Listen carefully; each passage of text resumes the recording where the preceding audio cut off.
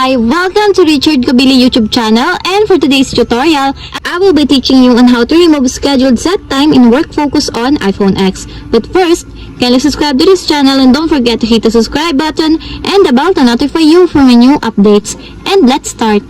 Using your iPhone X from your home screen, first go to Settings.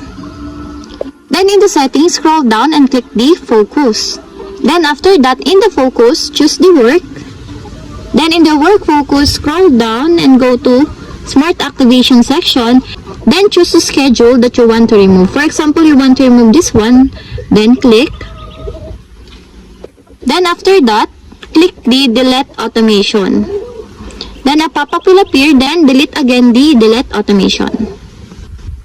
And that's it. We have successfully removed scheduled set time in work focus on iPhone X. If you have a question, kindly comment down below and don't forget to hit the subscribe button and the bell to notify you for my new updates. And thank you for watching!